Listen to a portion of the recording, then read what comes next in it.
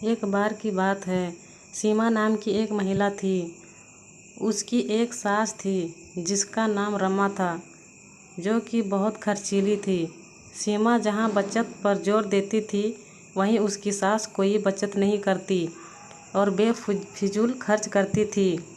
एक बार सीमा ने अपनी सास को कुछ पैसे रखने के लिए दिए, जिसको वह अगले दिन बैंक में जमा करवाने वाली थी। उसकी सास उन पैसों से बाजार से अपने लिए कपड़े लेकर आई।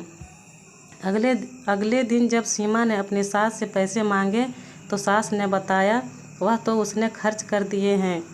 उसने सीमा को कहा, बचत करने की कोई ज़रूरत नहीं है, ज़िंदगी को अच्छे से जीना चाहिए। सीमा अपनी सास को बेफिजूल घर की लाइट जलाने से मना करती थी, जो कि उसकी सास को बिल्कुल पसंद नहीं था। वह इन बातों पर अपनी बहू सीमा को डांट देती थी, जिसके बाद सीमा ने भी निर्णय कर लिया कि वह अपनी सास को रोकेगी नहीं। सीमा ने इसके बाद अपनी सास के कमरे का बल्ब लाकर बदल दिया। सास के पूछने पर सीमा ने कहा कि अब वह जितना चाहे उतनी लाइट जला सकती है।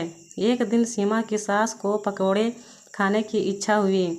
उसने सीमा को पैसे देकर कहा कि जा राजू हलवाई की दुकान से पकौड़े ले आए।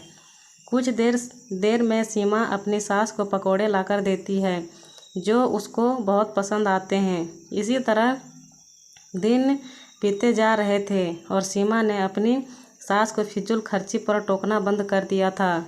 एक दिन सीमा की सास बीमार हो गई।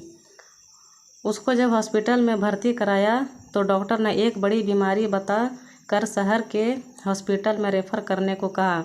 जब सीमा के पति ने डॉक्टर से इसका खर्चा पूछा तो डॉक्टर ने 2 लाख बताया।